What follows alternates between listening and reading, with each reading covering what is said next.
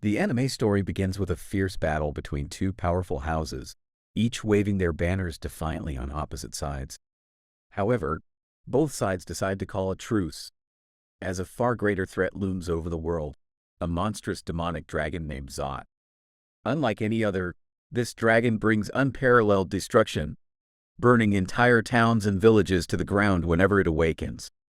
No one has ever been powerful enough to stop it, resulting in countless civilian lives lost each time it rises. In this world, two renowned mages, also parents to a baby boy named Hiro, are the people's last hope.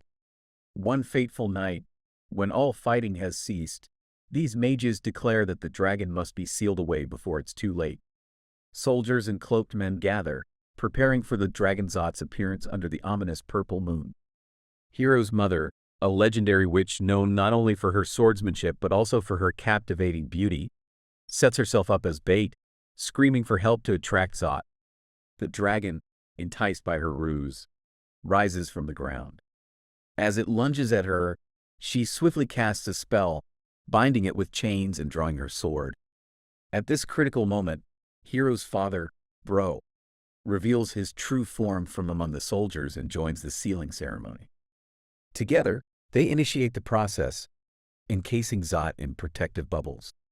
But disaster strikes when Bro is hit by an arrow, causing him to fall. Despite his injury, he urges Hiro's mother to continue the ritual. Just as they are about to succeed, Zot breaks free, calling Bro a pathetic weakling, and attacks Hiro. Bro casts a spell to save his son, but both end up with permanent scars on their chests. The dragon then unleashes its flames, obliterating the ceremony site, leaving only Hiro alive, protected by his father's final spell. Years pass, and Hiro, now grown, seeks vengeance against those who betrayed his family and the dragon that destroyed his life. Clad in a cloak and wielding a massive sword, he arrives at a new city where guards scrutinize everyone entering. Recognizing Hiro, they let him pass. Wandering through the bustling city, Hiro encounters various strange creatures and foods.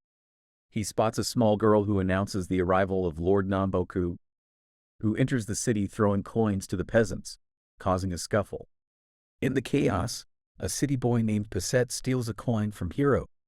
His friends warn him not to take Namboku's money, but Passet is mesmerized by a legendary artifact called the Grand Troa, which Namboku possesses. The artifact is said to grant any wish, providing endless wealth and food. Despite his friends' warnings, Passet tries to steal the Grand Troa, only to be caught by Namboku.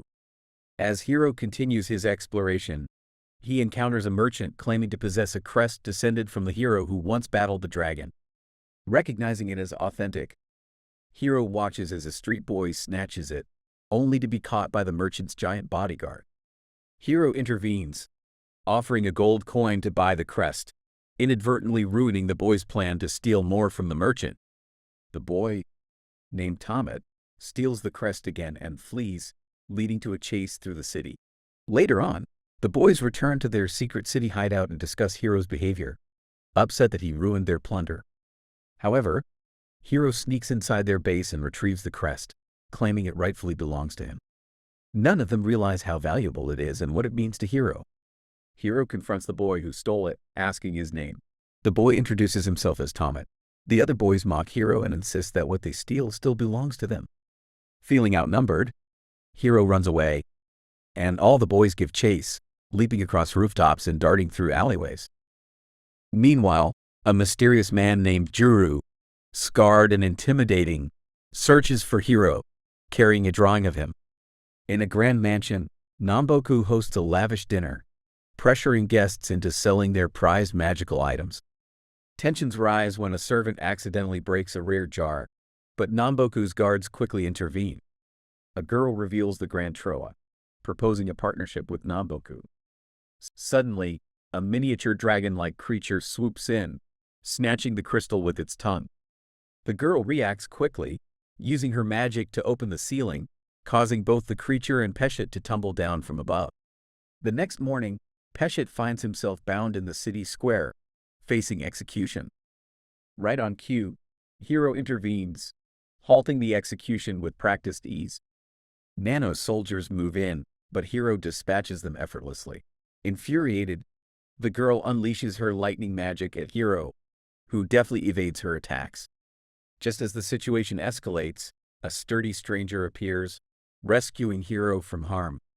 Seizing the moment, the girl grasps the Grand Troa, only for Hiro to boldly claim it as his father's possession, sending a ripple of concern through Nuko. In a desperate move, the girl channels the Grand Troa's magic, unleashing a powerful blast toward Hiro. With quick reflexes, Hiro manages to deflect the attack, but the girl is caught in the blast. The force propels her toward the mountain, causing a massive explosion that shatters its peak. As the dust settles, both the seal on Dagonzot and the emblem on Hiro's chest illuminate.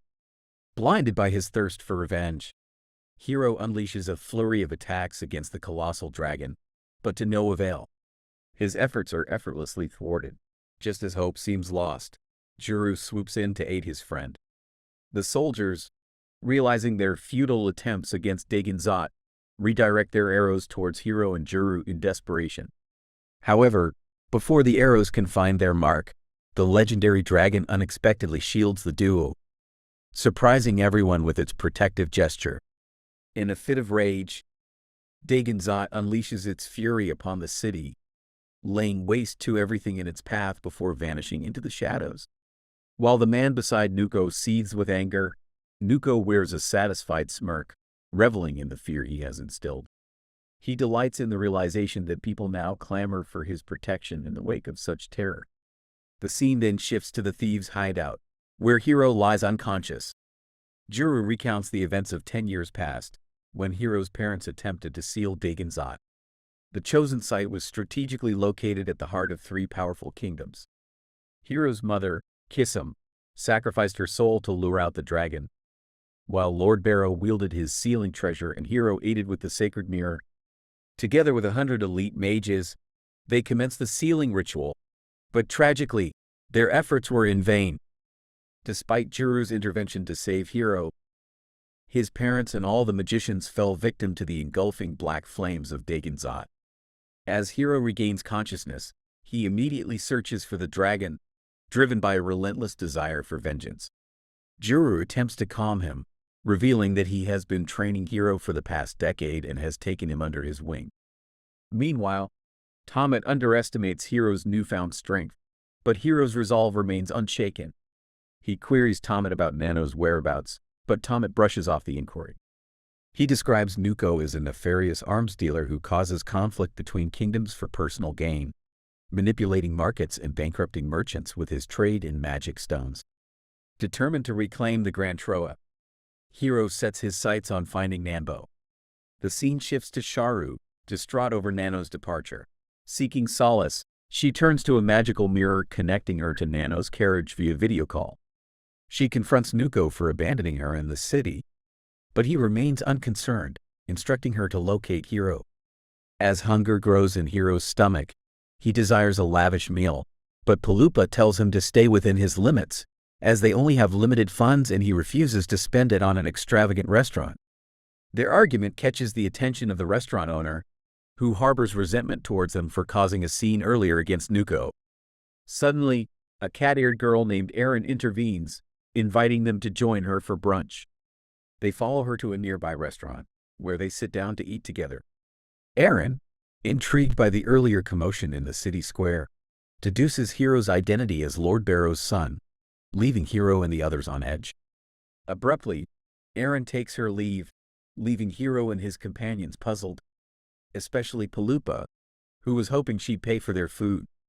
Later that night, they take refuge in the thieves' base, much to Tomet's annoyance.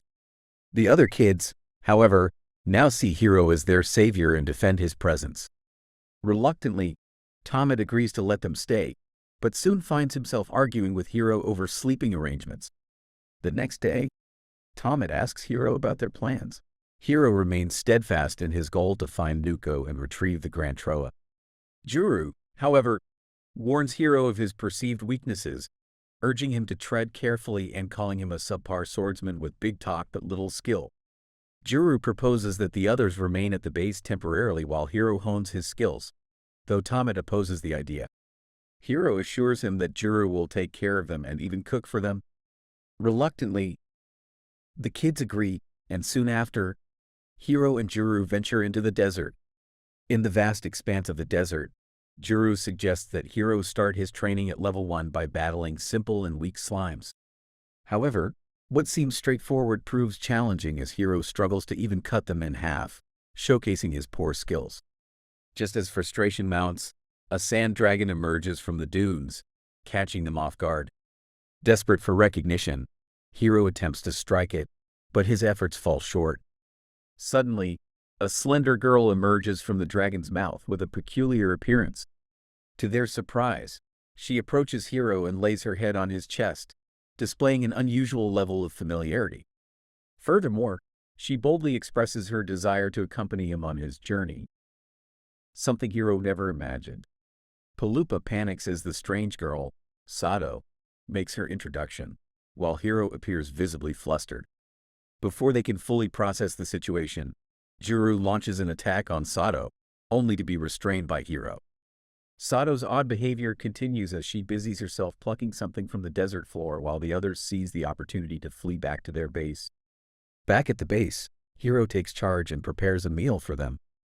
Later, lost in thought, Hiro finds himself contemplating Sato's unusual presence. Tomet teasingly suggests that Hiro, a desperate single guy, must be smitten with her, prompting an irritated response. Despite his annoyance, Hiro can't shake the feeling of concern for Sato's apparent loneliness. Tomet offers some perspective, reminding Hiro that they, too, are alone without their parents and offering condolences for Hiro's loss, even if it happened long ago. Meanwhile, in the city, Char and her soldiers continue their search for Hiro, combing every corner without success. Suddenly, to their surprise, Sato appears before them, adding another layer of mystery to an already perplexing situation. The scene changes to a floating palace situated in a desolate land, where Nuko resides. The mastermind behind many sinister dealings reviews trading reports and instructs Dr. Bahara to prepare weapons for an impending war. Despite the pressing matters, Dr. Bahara expresses concern for Sato's well-being for some unknown reason. That night, Sato mysteriously appears within the thieves' base, catching everyone off guard. Tomet is initially captivated by her beauty but quickly grows irritated by her whimsical behavior. Sato warns Hiro that she will track him down no matter where he goes, which Tomet mocks as being very kinky. Tomet then taunts Hiro, suggesting his quest to slay Dagonzot is postponed due to his new love interest. The tension escalates into a heated argument until Sato intervenes, showcasing some sanity by pulling Hiro aside to defuse the situation. The following day, Juru and Palupa head to the market for shopping but find themselves nearly out of funds. Meanwhile, Hiro ventures into the desert with Sato, attempting to improve his combat skills. He faces off against the slimes once more but struggles. Suddenly, a wolf attacks them. In a desperate attempt to impress Sato, Hiro engages the wolf but is swiftly overpowered. As the wolf turns towards Sato, Hiro summons his last strength to defend her. Surprisingly, Sato remains composed, and the wolf inexplicably collapses beside her. Sato, being her usual peculiar self, reveals she had merely fallen asleep before the attack. Noticing Hiro's wound, she effortlessly heals it with her magic. Later, Hiro sells the wolf for a golden coin but grumbles about the meager earnings. His mood shifts when he witnesses a man being dragged by soldiers to a magic stone mine for forced labor. Unable to tolerate the injustice, Hiro intervenes but is swiftly overwhelmed and beaten by the soldiers. Captured, Hiro finds himself imprisoned alongside the man he tried to save. The man reveals the grim truth that those sent to the mines never return, prompting Hiro to devise an escape plan using his fake badge, much to the man's dismay. Meanwhile, Sheriff Sharu grows frantic as her magic mirror fails to function. Learning of Hiro's capture and subsequent imprisonment, she sets out to intervene. In a dimly lit alley, Tomet searches for a way to locate Hiro, only to be unexpectedly followed by Sato. Her presence adds an unexpected twist to Tomet's problematic situation. In the palace, the lord of the city erupts in anger when Nuko interferes with his affairs, discovering his ledger missing. Realizing Tomet's scheme threatens his deeds, the Lord faces a dilemma. Later, Tamet and Sato are ambushed by royal guards, but fortunately, Juru and Palupa arrive just in time to retrieve the ledger, enabling them to secure Hiro's release and that of the other prisoners. The following day, Hiro attempts to dismiss Sato, urging her to leave him to his training. However, Sato persists in following him. In an attempt to provide for her, Hiro offers her a golden coin to purchase food. Sato encounters Eren, who extends an invitation to a particular location. As Hiro trains, he grows frustrated with the repetitive task of battling slimes and implores Juru to leave, only to be insultingly refused. Meanwhile, Sato accompanies Eren to a hot spring, where Eren reveals rumors of its healing properties. She clarifies that while the water can heal wounds, it cannot resurrect the dead. Across the lake, Sharu observes their interaction, catching Eren's attention. Elsewhere, Tamet and Palupa stumble upon a flyer advertising a quest offering a reward of 300 golden coins for capturing a monster. Confident in their abilities with Juru by their side, they head to the training ground, only to find Juru and Hiro locked in combat. Juru delivers a blunt reality check, stating that Hiro's reliance solely on the Grand Troa won't be sufficient to defeat Dagonzot. He emphasizes the necessity of mastering multiple skills, reminding Hiro of the failure of 100 mages to seal the dragon. Frustrated, Hiro strikes out in anger but is swiftly rebuffed by Juru's defense. Palupa and Tamet rush to Hiro's side, while Juru announces his intention to take Hiro to the healing springs for treatment. Along the way, Nano's guards observe their group. As Hiro experiences the miraculous healing powers of the springs, he is taken aback by their potency. Meanwhile, Sharu detects Hiro's presence and issues a command. Juru tells Hiro that their journey encompasses more than just training. There are many tasks ahead, and Hiro must demonstrate unwavering determination to succeed. As Sharu signals her soldiers, they awaken a giant octopus, unleashing chaos. The octopus captures Sato in its path, prompting Eren to swiftly depart. The monster wreaks havoc, attacking everyone in its vicinity, including Sharu herself. In a bold move, Juru charges forward and defeats the monster, saving the day. Meanwhile, Hiro searches for Sato and finds her by the lake. Palupa and Tamet discreetly give them privacy. With the monster subdued, they bring it to town, only to discover that the initial announcement was a ruse orchestrated by Sharu to capture Hiro. Undeterred, they hatch a plan to sell the monster to wealthy buyers, hoping to fund Hiro's quest for armor. However, the desired armor proves too costly, forcing them to settle for cheaper chainmail instead. The following morning, Hiro bids farewell to the kids, ready to embark on his journey. Tamet surprises everyone by expressing his intent to join the party despite protests from his friends. Determined to acquire the Grand Troa, Hiro promises to return and sets off with newfound resolve. On their journey, they encounter Eren, who reveals that Sharu was behind the monster incident. She expresses her desire to join their party and offers a map revealing Nano's whereabouts in the land where wishes perish. Greedy as she is, she will only disclose this information if allowed to join them. Hiro, ever the perverted cheapskate, readily agrees, appreciating the idea of having more allies, especially beautiful female ones. As Hiro and his companions press forward, they encounter a formidable obstacle in the form of a massive bird. With Tamet, Eren, Sato, and Palupa taking cover, Hiro attempts to strike at the bird but finds himself in peril, only to be rescued by Juru's timely intervention. Recognizing the danger, Juru suggests spending the night in a nearby forest to avoid further attacks from the bird. That evening, as they gather around a fire, Sato is notably absent, having gone to fetch water. Seizing the opportunity for a private moment, Hiro volunteers to search for her and finds her by the stream. Meanwhile, in the palace, Nuko showcases his weaponry to potential clients, including his latest creation. Satisfied with the demonstration, the clients purchase the weapon with crystals. Unbeknownst to Nuko, Sharu witnesses the transaction through her magic mirror. Her mood quickly sours upon learning of the bird attack on Hiro and his companions. Nuko reveals the existence of the massive bird known as Hawkeye, leaving Sharu distressed. She tries to bribe him with her cuteness, but he strictly orders her to find Hiro and threatens to disown her if she fails. As Hiro and his party press forward, Hawkeye returns to shadow them from above. As they arrive in the salt fields, Cherish Sharu and her soldiers emerge, launching a surprise ambush. They revive 3 towering golems and unleash them upon the group. Juru prepares to confront the golems while Hiro, driven by sudden impulse, rushes towards Cherish Sharu in a state of frenzy. His reckless move proves disastrous as Sharu retaliates with lightning magic, causing Hiro to collapse instantly. Despite Hiro's plight, Juru charges forward, engaging the soldiers and golems with remarkable skill and agility. Hiro finds himself unable to retaliate effectively, and his sword is torn to pieces by Sharu's relentless assault.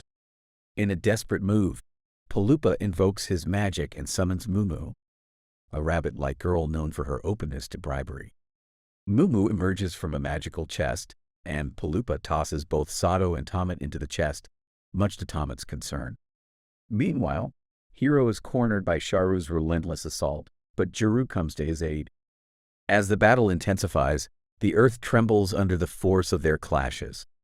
Juru becomes ensnared by Sharu's powerful magic. In a cruel twist, Sharu threatens to kill Juru if Hiro does not comply. Fueled by rage and desperation, Hiro undergoes a monstrous transformation, unleashing a devastating attack. His uncontrollable power wipes out the soldiers and strikes fear into Sharu's heart. However, in the midst of his rampage, his strength diminishes, his mind confuses, and he collapses, losing consciousness. As Hiro regains consciousness, he finds himself confronted by Nano and his subordinates. His weakened state leaves him disoriented and unsure of his surroundings. Recollections of a strange vision during his unconsciousness flicker in his mind. Meanwhile, Mumu and the magical chest reappear with Sato setting out to search for Hiro. While Paloopa reluctantly parts with a hefty sum to fulfill Mumu's demands. Elsewhere, Nuko meets with his buyer, an individual adorned in lavish attire eager to inspect Nuko's offerings. In the background, a green orc is bound to a cross while 3 men are shackled nearby. Unbeknownst to them, the doctor is preparing his invention. A sudden burst of red light envelops the orc and the men, merging them into a monstrous entity, prompting praise from the woman witnessing Nuko's success in combining humans and an orc. As Hiro secretly observes the scene, the doctor expresses disappointment at the monster's strength. Hiro emerges from the shadows, confronting Nuko and challenging him to a duel. Without his sword, Hiro engages Nuko in hand-to-hand combat but is swiftly overpowered. Despite his defeat, Hiro demands the return of the Grand Troa, only to be met with Nuko's assertion that the artifact rightfully belongs to him. As Hiro is captured, Nuko informs him of a special gathering he is being invited to. Meanwhile, Juru ponders over Hiro's mysterious ability to destroy their enemies. Eren suddenly appears, much to Paloopa's annoyance. Afterwards, Juru, Tomet, and Sato are escorted to a luxurious tent, leaving Eren and Paloopa behind. Outside the tent, Nuko attends to his buyer, preparing a lavish feast. Sharu rushes to Nuko to apologize for her failure to capture Hiro, but to her surprise, Nuko commends Hiro's strength and rewards Sharu and her men with a bag of money. Overwhelmed with joy, Sharu embraces Nuko in gratitude. Back at the trial grounds, Juru and the others observe the half-human orc, leading Juru to suspect Nuko's involvement in the creature's creation. In the tent, Hiro finds himself bound to a chair as Nuko enters, displaying torturous implements with the intention of extracting Hiro's secrets through pain. Nuko's curiosity piques, asking Hiro about his connection to Dagon Zot, the malevolent dragon. Hiro questions why a mere merchant like Nuko would be interested in such an evil entity. Nuko reveals his rationale, explaining that the chaos wrought by Dagon Zot's actions will create a demand for weapons, increasing his profits. Before Nuko can commence his interrogation, a disturbance erupts outside the tent. His buyer, furious at being addressed disrespectfully, causes a scene. Seizing the opportunity, Hiro capitalizes on the distraction, managing to free his leg and retrieve his badge. With nimble fingers, he uses the badge to cut the ropes binding his hands, setting himself free. Meanwhile, The doctor tinkers with his latest invention but detects Sato's presence nearby. Puzzled, he sets out to investigate her whereabouts. Inside the tent, Hiro manages to free his hand from the rope but stumbles as his left hand remains bound. Suddenly, the doctor enters the tent, carrying his censer, and is taken aback by Hiro's scent, reminding him of Sato. He inquires about Sato's location, unaware that Hiro is secretly cutting the rope on his arm. Outside the tent, Sharu and the soldiers revel in a party, celebrating Nuko's supposed benevolence. Meanwhile, the doctor remains skeptical of Sato's supposed interest in Hiro's heartbeat. Eventually, Hiro frees his arm and seizes the opportunity to confront the doctor. Despite the doctor's persistent ramblings about Sato and Hiro's connection, Hiro realizes Sato's fate is intertwined with his own. The doctor acknowledges this bond and implores Hiro to care for Sato. However, Hiro expresses doubt, fearing he cannot fulfill this promise amidst Nuko's torture. In a surprising turn, the doctor offers Hiro poison, suggesting it as a means to reunite with Sato beyond their current difficulties. At first, Hiro hesitates, grappling with the gravity of his decision before finally consuming the poison. Outside the tent, Juru and the others observe as Hiro falls, prompting Juru to urge a swift departure without diving into inquiries. Inside the tent, Nuko boils with fury towards the professor, who defiantly challenges Nuko to end his life. However, Nuko acknowledges the doctor's value despite their confrontation, recognizing the necessity of the doctor's skills. Unconcerned, the doctor remains steadfast, fueled by the desire to protect Hiro for Sato's sake. Nuko, intrigued, questions whether Hiro is aware of Sato's true identity. Nevertheless, he discloses that he will get rid of Sato as soon as possible, bringing tears to the doctor's eyes. The scene shifts to an old mine, where Eren reveals extensive mining operations to procure magic stones. Sato approaches Hiro and detects the distinctive scent of Dr. Bahara. Meanwhile, Juru tries to comprehend the doctor's cryptic remarks regarding Hiro's heart, which appears distinct from his own and potentially linked to Dagon Zot. Juru hypothesizes that a heart swap may have occurred between Hiro and Dagon Zot, explaining the irregularity in Hiro's heartbeat. This theory suggests that Hiro's father, driven by despair, may have orchestrated the exchange to unleash hidden powers within Hiro. These powers manifest when Hiro experiences intense emotions like anger and despair, causing him to temporarily transform into a monstrous entity. While Juru remains cautious about the theory, it resonates with the events they've witnessed during their travels. Hiro speculates that if he were to perish, Dagon Zot might meet the same fate. Driven by a deep-seated desire to avenge his parents' tragic demise, Hiro resolves to confront his mortality head-on. In a cathartic outburst, he unleashes his pent-up fury and storms outside. Juru and Palupa trail behind him, but Eren's attempt to accompany them is intercepted by Tomet, who deems the matter too personal for her involvement. Meanwhile, in the palace, Sharu revels in the gift bestowed upon her by Nuko. However, her restlessness causes her to dispatch her winged eyes to secretly monitor Hiro's movements. As Hiro reaches a desolate village, Juru is struck by a sudden recollection, leaving him visibly stunned. Tomet remarks on the eerie atmosphere of the village, prompting Juru to affirm his suspicions and urge the others to survey the damage before making any decisions about staying. While exploring the village, Juru is confronted with a haunting vision from his past. He glimpses the silhouette of his childhood, triggering memories of the harrowing ordeal his parents endured. They were subjected to torment and persecution because his mother was human while his father bore a resemblance to a monstrous creature. The denizens of the monster village harbored suspicions that his mother was the catalyst for the village's misfortunes. Despite the accusations, Juru's mother staunchly defended his father. In a poignant moment, Juru's father called out to him, imparting the timeless lesson that a true hero never forsakes a noble cause. Tragically, Juru's parents were unjustly executed together, leaving a profound mark on Juru's psyche. In another part of the village, Tomet continues his exploration and stumbles upon piles of lifeless bodies. Above him, a lurking monster observes his movements, then launches a sudden attack. Juru is flooded with memories of the past, recalling the heroic actions of Barrow that saved him as well as the tender moment he first laid eyes on the infant hero. Abruptly, Tomet races towards them, pursued by an ugly fusion of humans and orcs. Despite the looming threat, Hiro steps forward to confront the monster, only to realize his foolishness in no longer possessing his sword. With swift precision, Juru swings his sword, intercepting the monster's onslaught and shielding his companions from harm. Hiro, recognizing his own vulnerability, cautions Juru that he has yet to fully recuperate from his previous ordeal. As the monster redirects its focus towards Hiro, Tomet implores him to tap into his Dagonzot form for defense. However, despite his efforts, Hiro struggles to transform, leaving him vulnerable to the creature's assault. In a decisive moment, the monster launches a devastating attack on Hiro, prompting Tomet's urgent plea. Yet, as the peril escalates, Juru intervenes once more, coming to Hiro's rescue and swiftly dispatching the monstrous foe. On the other hand, Eren meets Sharu to meet the evil merchant. Eren turns out to be a rat as she informs Nuko that Hiro possesses the heart of Dagonzot.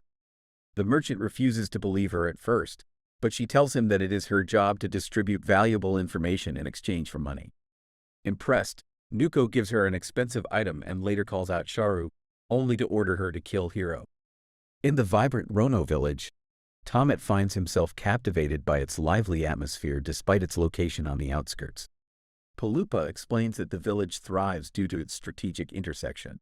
Hiro expresses his desire to acquire a new sword, but Juru suggests selling the crocodile first before making any purchases, cautioning Hiro to be mindful of their finances. As evening descends, Tomet inquires about their plans for the following day, prompting Juru to advocate for some much-needed rest. In his quarters, Juru studies a map and plans their journey, while Hiro engages him in conversation, seeking to understand Juru's demeanor during their earlier village encounter. Juru reassures Hiro, explaining that he was merely fulfilling his duty to protect him, though Hiro senses there may be more to Juru's thoughts. At midnight, chaos erupts as a monstrous shadow descends upon the village, wreaking havoc. As the shadow reveals its true form, Dagonzot emerges, casting a deadly aura. Enraged, Hiro moves to confront the creature, but Juru intervenes, urging caution. It becomes evident that this is not the true Dagonzot. Sharu appears and reveals that the monstrous entity is an invention of Dr. Bahara. Sato urgently alerts her companions to the looming threat. Meanwhile, at the palace, Dr. Bahara and Nanbo observe the battle, with the doctor expressing confidence in his plan to manipulate Hiro. As Juru becomes ensnared by the shadow monster, Sharu attacks Hiro with her lightning-infused umbrella, causing Dr. Bahara to panic upon realizing the significance of Hiro's connection to Sato. Despite the chaos, Nuko remains focused on luring Dagonzot. Hiro, overwhelmed by the onslaught, succumbs to fear and anger, awakening the dormant power of the dragon within him. His unleashed fury sends Sharu and her companions flying, leaving Tomet and Sarada in awe of his newfound dragon form. As Hiro grapples with his inner turmoil, Juru is consumed by the shadow, only to be rescued by Eren's timely intervention. Sharu vanishes as the true Dagonzot materializes. In his fury, Hiro, now in control of his dragon form, inadvertently strikes Juru with his sword, causing Sato to feel a sharp pain in her heart. The sheer force of Hiro's power causes all the mirrors in Nano's chamber to shatter, signaling the extent of his unleashed energy. Eventually, Hiro regains his senses, and Dagonzot fades away. Nuko realizes that to capture Dagonzot, he must first subdue Hiro, leaving Juru lying helplessly on the ground. Hiro and his companions rush to Juru's side, overcome with emotion.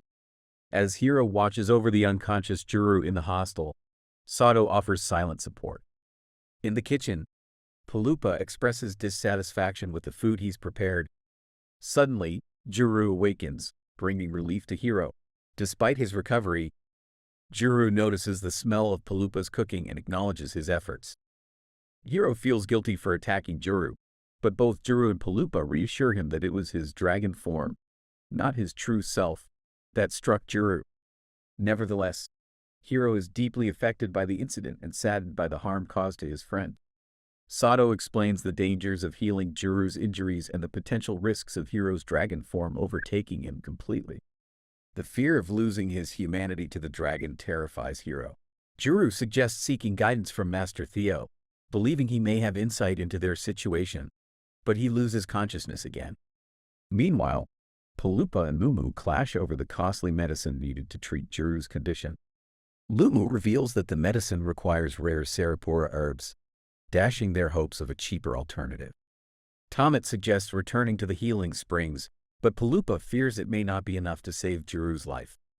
Eren emerges with a solution, offering directions to the herbs in Kururu-era Canyon, providing a glimmer of hope as the group prepares to embark on their quest to save Juru. As Hiro and Sato venture towards Kururu-era Canyon, Hiro expresses frustration at the distance they must travel. Sato reassures him, mentioning her own well-being despite the journey's length. Back at the hostel, Eren grimly informs the group of Juru's worsening condition. Palupa calculates their financial constraints while Tomet voices his suspicions about Sato, noting her peculiar behavior and association with Dr. Bahara, who serves Nano's interests. Additionally, Tomet observes that Sato rarely smiles, adding to his distrust. In Kururu-era Canyon, Hiro and Sato face a giant toad that attacks them. Sato acts quickly, pushing Hiro out of harm's way. Despite the obstacles, Sato spots a Furia plant, and Hiro heads towards it with determination. Back at the hostel, Eren reveals alarming news that Nuko plans to kill Hiro. She explains that she overheard this information through a communication device. Palupa is puzzled by Nano's motives, and Eren suggests it may be related to Hiro's connection to Dagon. Meanwhile, Hiro struggles to retrieve the Furia, which proves elusive. The group realizes that Hiro's visit to Nano's place is tied to his inheritance from his father and the fact that he carries the heart of the creature responsible for his parents' deaths. Eren adds to their concerns by revealing that Nuko orchestrated a hoax about Dagon's capture to sow discord among the three kingdoms, likely leading to increased weapon and armor orders and a rise in magic stone prices due to Nano's monopoly. Palupa fears these developments may escalate into a continent-wide war. Despite the challenges, Hiro successfully retrieves the Furia. Back at the hostel, he presents the boiled herb to Juru, who regains consciousness after consuming it. Outside the room, Tomet shares troubling news about children and townspeople being coerced into mining magic stones, suggesting an imminent outbreak of war. As they resume their journey, Tomet confides in Palupa his lost trust in Sato and his belief in the mysterious girl they encountered earlier. Meanwhile, Tomet expresses his fear of the impending war and his desire to obtain the Grand Troa. Juru reminds him of the importance of finding Master Theo.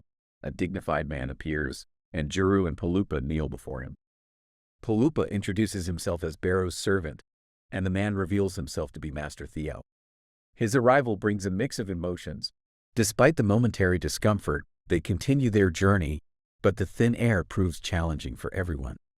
Master Theo, ever observant, notes their struggle and points out that Barrow and Palupa, his disciples, never faced such difficulties. Palupa apologizes for their lack of a present, while Juru respectfully states their intention to discuss something important with Master Theo. As they delve deeper into the cave, Juru lays out the troubling reality of Hiro's potential transformation into a dragon. Master Theo listens intently, his wisdom emanating from his presence. With a gesture, he summons forth powerful energy, demonstrating soul-destroying flames akin to Dagon's devastating attacks. He delves into the tragic history of the failed sealing ritual and the crucial role of Dagon's heart, which now beats within Hiro. Despite his vast knowledge, Master Theo admits he lacks guidance on this matter. Hiro, grappling with his emotions, confronts Master Theo about his absence during the sealing ceremony and questions why he didn't intervene to aid his parents. This moment of confrontation crackles with tension as Hiro seeks answers. Master Theo explains the impossibility of sealing Dagon's even with his presence. He extends an invitation to Hiro to embark on a journey of magical training, recognizing its potential to aid him in grappling with his dragon form. As they emerge from the cave, Master Theo creates tasks for each group member, subtly guiding them according to their strengths and needs. Hiro finds himself confronted with a difficult task, following a twisty line to uncover a straight path, a metaphorical journey to cultivate deeper self-understanding. Despite the challenge, Hiro embarks on this journey of self-discovery and transformation. Paloopa grapples with the depth of Master Theo's teachings, struggling to grasp their significance. Meanwhile, Eren monitors reports from Nano's palace, her heart heavy with the weight of impending war. As tensions escalate, she fears the inevitable outbreak of conflict. Amidst their training, Paloopa urges Hiro to maintain focus, emphasizing concentration. Master Theo's guidance takes an unexpected turn as he instructs Hiro to discard a paper bearing Sato's likeness, prompting protest from Hiro, who cherishes it as a memory. Suspicious of the budding relationship between Hiro and Sato, Master Theo observes their interactions keenly. Juru returns with his prey, a testament to his prowess in the wild. However, the focus shifts as Master Theo directs Hiro to a seemingly tough task, picking up a pebble. Sato's perspective on the gold coin as a beautiful pebble adds a unique twist, highlighting her view on the apparent difficulty. Intrigued, Master Theo instructs Hiro to throw the pebble to a location of his choosing. As the pebble is cast, emitting a faint light, Master Theo's interest is piqued. Sensing a challenge. In the palace, Sharu grapples with sadness, her emotions swirling within her. Despite her inner disruption, she remains modest. When her servant inquires about her desires, she can only shake her head, unable to explain the source of her sadness. Instead, she calls out Nano's name, seeking comfort or guidance amidst her anxiety. In front of the cave, Master Theo imparts wisdom about the Koku blade, demonstrating its power without the physical presence of a sword. Hiro is initially skeptical but surprises himself when his attack connects with a stone. Despite this success, Hiro remains unaware of the significance of his achievement. In the palace, Sharu weakly interacts with her servant before being summoned by Nanbo. Excited, she eagerly heads to meet him. Inside the cave, Juru seeks guidance from Master Theo regarding Hiro. Theo describes Hiro's character traits and affirms that while Hiro may not excel in swordsmanship, his true talent lies in magic. Juru acknowledges this but expresses his desire to continue training Hiro in swordsmanship, wanting to support him. Master Theo assures Juru that together they can complement each other's strengths. With Juru's expertise in swordsmanship and Hiro's proficiency in magic, the two press forward.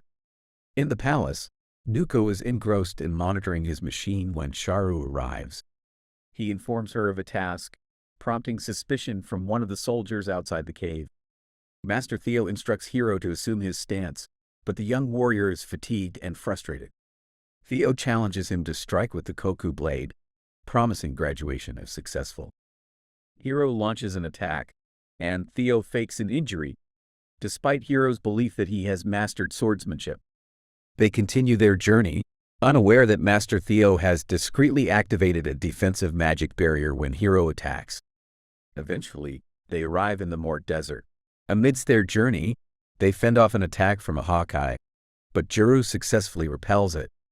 However, Eren collapses, dropping her device in the process. Suspicions arise when they hear her communicating with the enemy, leading them to realize she's the spy. Juru confronts her, and Eren confesses to being an information broker who sells intelligence to Nanbo. Despite the betrayal, Juru decides against harming her, believing it won't compensate for their losses. In the end, they leave Eren stranded in the desert, though she warns them of dire consequences to come. In the palace, despite her guards' concerns, Sharu is determined to fulfill Nuko's task.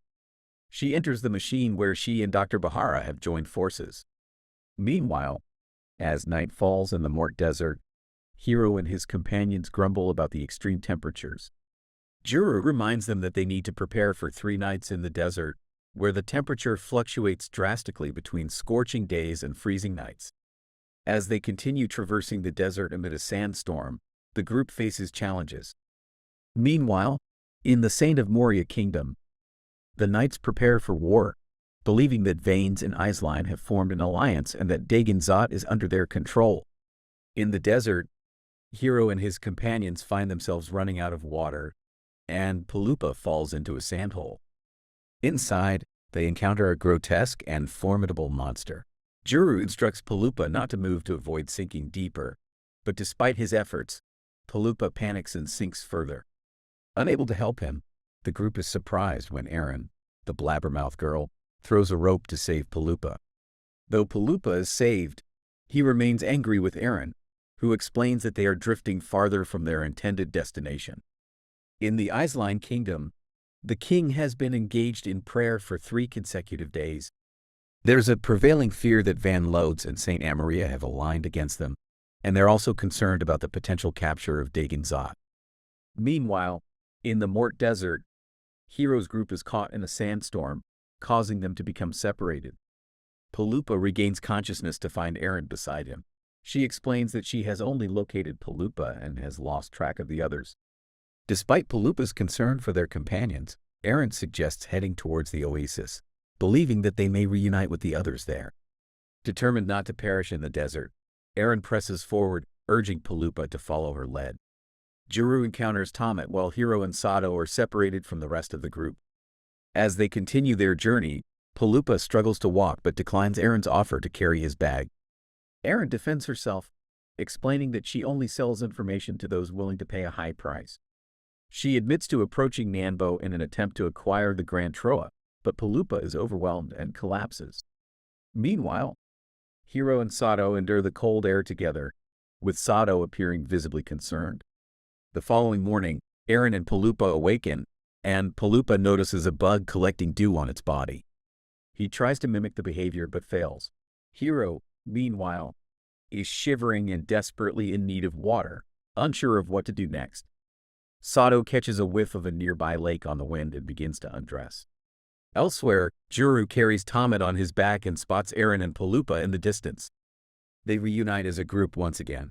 As Sato collects droplets on her body and offers them to Hiro, he is briefly reminded of his mother.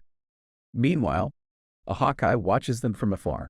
Juru and the others finally reach the oasis, where Juru provides Tomet with water, helping him regain consciousness. However, their moment of relief is short-lived as Sharu suddenly appears in her fusion form. She attacks Sato and abducts Hiro before their eyes. Elsewhere, the 3 kingdoms continue to prepare for war. Hiro awakens in Nano's palace, where the weapon merchant reveals his intention to revive Dagon Zot after 10 years. Nuko, unfazed by Hiro's rage, mocks him further, claiming that the Grand Troa rightfully belongs to him now. In a fit of anger, Hiro draws his sword and strikes at Nanbo, but the enemy effortlessly blocks the attack. It becomes clear to Hiro that defeating Nanbo won't be as simple as he thought. As Nanbo drops this bombshell of truth, revealing his own culpability in the tragedy of 10 years prior, Hiro's rage intensifies.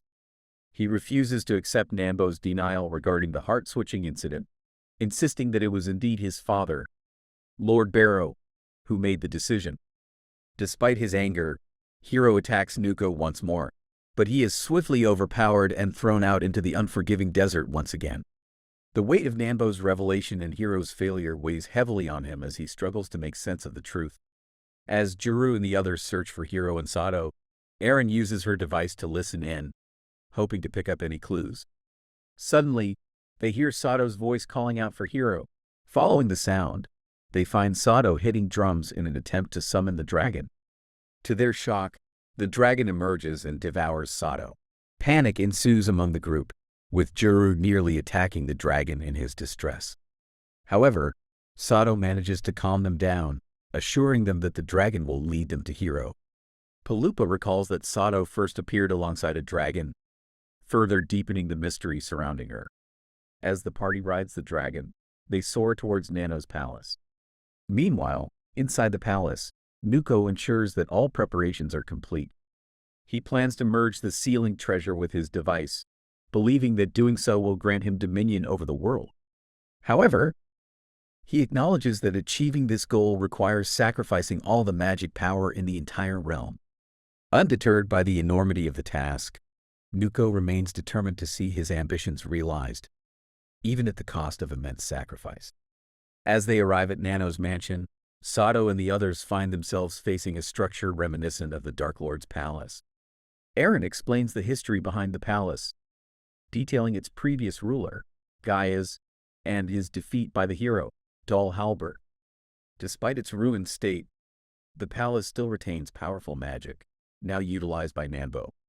Their arrival doesn't go unnoticed, however, as they are swiftly attacked upon landing, with the dragon being slain. On the ground, surrounded by guards, the group must quickly formulate a plan to evade capture. Juru and the others manage to slip away before they are discovered, but they are uncertain about how to proceed further. Dr. Bahara drops a bombshell, revealing Sato's true nature as a magic puppet created under Nano's command. Palupa is shocked by this revelation.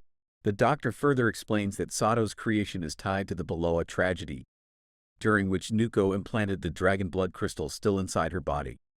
However, because Nuko didn't appreciate Sato's beauty, he ordered her destruction. In a desperate bid to survive, Sato froze the magma lake and managed to escape her impending demise. The group finds themselves in a difficult situation as they confront Nuko and Sharu in the room with the giant crystal. Despite Hiro's warnings and pleas to leave, his friends refuse to abandon him. Sato, displaying selflessness, offers herself as a surrender in exchange for Hiro's release. However, Nuko reveals that he needs both Sato and Hiro for his grand plan to unfold. As the solar eclipse casts its shadow over Beloa, Nano's sinister plan reaches its climax. With the convergence of celestial events, Nanbo intends to utilize all the gathered magic power to fuse soldiers from the three kingdoms with the essence of Dagon Zot, creating a monstrous entity even more formidable than the evil dragon itself. Meanwhile, the sphere surrounding Nano's mansion seals shut, trapping everyone inside. Sharu, realizing the imminent danger, sends all the accumulated magic power to Dr. Bahara, believing Nuko will spare her life. However, Nuko appears and dispels any hope of salvation, declaring that everyone within the mansion will become part of his grand scheme. With this chilling revelation, the situation becomes all too clear to those caught within Nano's grasp as the situation escalates within the mansion. Shu's initial confidence turns to rage as she realizes the true extent of Nanbo's treachery. Meanwhile, Juru confronts Dr. Bahara, seeking answers about the source of the fear that holds the magic inside. The doctor reveals that his true body resides in Balboa, and the current form he inhabits is merely a puppet. Juru's pride quickly turns to dismay as Dr. Bahara attacks him, causing him to collapse. Seizing the opportunity, Nuko uses his magic to summon Sato and commands her to obey his orders. Under Nano's control, Sato undergoes a drastic transformation, becoming a vessel for spreading terror. However, Nano's plans are momentarily halted as the heart of Dagon Zot inside Sato ceases to beat. Despite the chaos and the crumbling mansion, Palupa desperately seeks Mumu's assistance. However, Mumu demands a high price for her help, leaving Palupa and the others to pull together whatever resources they have in a desperate bid for survival. As chaos reigns inside the sphere, Mumu prepares to fire the magic cannon, hoping to create an opening for their escape. With a powerful blast, the cannon pierces the sphere, allowing Palupa, Juru, and the others to flee to safety in Balboa. Meanwhile, in Balboa, Hiro stands on the brink of transformation into a dragon, a crucial step in Nano's plan to summon the Dark Lord. Enraged by the situation and the manipulation he's endured, Hiro launches an attack. However, before he can harm Sato or unleash his full power, Juru and the rest of the group arrive, intervening to separate the two and prevent further conflict. As Juru moves to approach Hiro and Sato, eager to intervene and stop the conflict, Shashish Sharu steps in to block his path. Despite being on the verge of death at Nano's hands, she remains loyal to him, willing to obey his commands without question. Nuko himself watches the unfolding battle between Hiro and Surat with twisted satisfaction, finding beauty in the strife between two individuals bound by fate. As Sato manages to subdue Hiro and prevent him from further harming her, she restrains him and forcefully pins him to the ground. Despite Juru's desire to aid Hiro, Sharu intervenes, preventing him from intervening and nearly delivering a fatal blow to Hiro herself. Suddenly, Sharu is hurled away by an unseen force, revealing the appearance of Dagon Zot, who shields Hiro from harm. Nuko, witnessing the activation of his magic reactor and the appearance of Dagon Zot, is delighted by the unfolding events. Nuko then proceeds to imprison Dagon Zot within the Grand Troa, intending to fuse himself with the dragon using the magic reactor. As the fusion process commences, a tremendous surge of energy emanates from Balboa, signaling the beginning of the fusion. However, instead of utilizing the soldiers as planned, Nuko decides to sacrifice himself to complete the fusion with Dagon Zot. As Dr. Bahara witnesses Nano's unexpected move, he realizes the dire situation. Hiro, driven by a surge of power from his parents and other absorbed lives, attempts to counterattack. But Nuko easily overpowers him, sending him crashing to the ground. Despite his valiant efforts, Hiro collapses under Nano's relentless assault. Feeling the urgency of the situation, Eren and Tomet implore Dr. Bahara to intervene and stop Nano. Recognizing the gravity of the moment, the doctor instructs them to retrieve the magical reactor and disrupt the ongoing ritual. As Sato regains consciousness, she finds Hiro still lying vulnerable while Nambo prepares to unleash the final blow, harnessing Dagon Zot's true power. Meanwhile, Dr. Bahara, Eren, and Tomet act swiftly to take control of the reactors and initiate their destruction. With their timely intervention, the balance of power is disrupted, throwing Nano's plans into disarray. Despite their efforts, Nuko remains undeterred, persistent in carrying out his destructive intentions. He summons the soul-destroying flame, aimed to unleash its devastating force upon Hiro. In a moment of desperation and determination, Hiro summons the strength to act. Driven by a mix of grief, anger, and resolve, witnessing Sato sacrifice herself to save him, he is overwhelmed with emotion. As Nuko moves to execute his final devastating attack, Hiro finds the courage to strike back, severing Nano's arm in a swift and decisive move. Finally, Hiro confronts Nambo head-on, piercing his heart with his sword. Despite the villain's disbelief that a mere human could inflict such a wound, with the Grand Troa in hand, Hiro summons all his remaining strength and courage. He confronts the mighty Dagon Zot, knowing that his own heart lies within the dragon's formidable form. As Dagon Zot looms over him, Hiro makes a bold decision. He uses the power of the Grand Troa to wield the Koku blade, the very weapon that had once sealed the dragon's power. In a decisive strike, Hiro plunges the blade into Dagon Zot's heart. With a mighty roar, the dragon's form begins to tremble as the blade pierces through Dagon Zot's chest. Hiro's heart is released from the dragon's grasp, soaring free from its ancient prison. In a moment of triumph and relief, Hiro welcomes his heart back, feeling the weight of his burden lift as he embraces his restored self. As Hiro gazes upon the lifeless form of Sato, Juru's suggestion echoes in his mind. With a heavy heart, he approaches her and makes a solemn decision. Placing his hand over Sato's chest, Hiro summons the courage to transfer his own heart into her body. A miraculous transformation occurs as Sato comes back to life, with a gentle warmth. Hiro's heart beats once again within her, bringing her back from the brink of death. In a breathtaking display, the dragon's form begins to disappear, vanishing into a shower of graceful light that scatters into the sky above. As the darkness ends, the brilliance of sunlight pierces through the once shadowed land of Balboa. Amidst the aftermath, Palupa reaches for the shattered remains of the Grand Troa, his eyes glowing with thoughts of wealth and fortune. Yet Eren and Tomet, driven by their own desires, engage in a struggle over the broken relic. In the chaos, the Grand Troa slips from their grasp and falls to the ground, fracturing into irreparable pieces. As Juru uncovers the truth about the object they believe to be the Grand Troa, Palupa struggles to accept the revelation. However, Juru explains that Hiro's hidden magical abilities allowed him to wield the heirloom effectively against Nambo.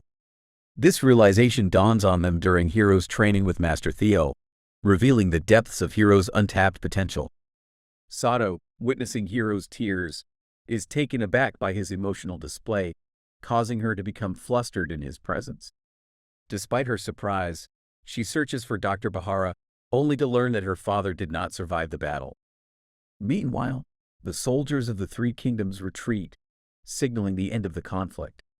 Eren's intervention, fueled by her connections to the kings, ensures peace across the land. In a surprising turn of events, Mumu appears, reminding them of their debt amidst the newfound tranquility. On the other hand, Shashasharu's tears give way to joy as she learns of a freed girl, reborn and empowered by fusion. Embracing her newfound happiness, Sharu rejoices in the revelation as they bid farewell to Dr. Bahara with a solemn burial. Tomet and the others tease Hiro for his selfless act of giving his heart to Sato. Despite the banter, they part ways on good terms. However, Hiro rejects the label of a mage, choosing instead to embrace his identity as a wandering swordsman.